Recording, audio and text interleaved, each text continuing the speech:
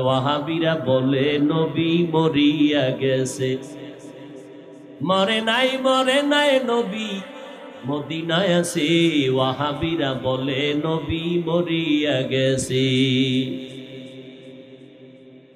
ওয়াহাবিরা কয় নবী মরছে। আল্লাহ কি বলেন? বিসমিল্লাহির রহমানির রহিম, ইন্নাকা মাইয়িতুন ওয়া ইন্নাহুম মাইয়িতুন। আল্লাহ বলেন নিশ্চয়ই হে নবী আপনি মরণশীল। কোরআনের আয়াত। কে বলেন? আল্লাহ বলেন নবী আপনি মরণশীল। ওয়া ইন্নাহুম মাইয়িতুন, বাকিরাও মৃত্যুবরণ করবে। আমার রাসূলের ইন্তেকাল হয়ে গেল সোমবার দিন চাষের সময় জোহরের আগে, 12ই রবিউল আউয়াল। কান্নার আওয়াজ, মক্কা মদিনার মানুষের কান্নার আওয়াজ। নবী নাই। রবিউল আউয়ালের 12 তারিখের কান্নার আওয়াজ।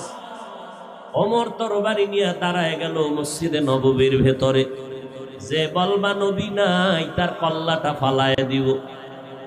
আবু বকর বাড়িতে ছিলেন, খবর পেয়ে দৌড়াইয়া মসজিদে নববীতে আসলেন।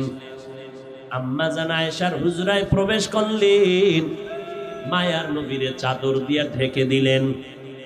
এরপরে মিম্বরে দাঁড়াইয়া দেখে ওমরের মাথা গরম, তরবারি নিয়ে দাঁড়ানো। যে বলবে নবী নাই মরে গেছে তার কল্লা ফালাবে। ওমর মুহাব্বতের নজরে খুতবা পড়লেন, কোরআন শরীফের আয়াত পড়লেন, ওয়ামা মুহাম্মাদুন ইল্লা রাসূল কদ খালাত মিন ক্বাবলিহির রাসূল আফা ইম্মাতা আও কুতিলান কালাবতুম। ওমর ফারুক বলেন, আবু বকর আমাকে কয়েকবার বলছেন, ও ওমর আপনি বসে পড়েন, ঠান্ডা হন, শান্ত হন। আমার কেমন যেন শরীরের মধ্যে আরো গরম ভাব আসতে শুরু করলো, কিন্তু বুঝতে পারলাম না। আবু বকর যখনই আয়াত পড়া শুরু করলেন, আমি ওমরের মধ্যে এত পরিমাণ অ্যাকশন শুরু হয়ে গেল। এমন একটা সময় মক্কার জমিনে আসছি, যেই সময় মক্কার মানুষের মতো খারাপ এই জমিনে কেউ নাই। বাইতুল্লাহর ভেতরে 360টা মূর্তি লাগানো। নারী আর পুরুষেরা উলঙ্গ হইয়া তাওয়াফ করে। যুবক যুবতীরা ওয়াবাদে চলে, যৌবনের আদান প্রদান করে, কোনো ইজ্জতের ভালাই নাই। সমাজে নারীদেরকে অবহেলিত করে দেয়।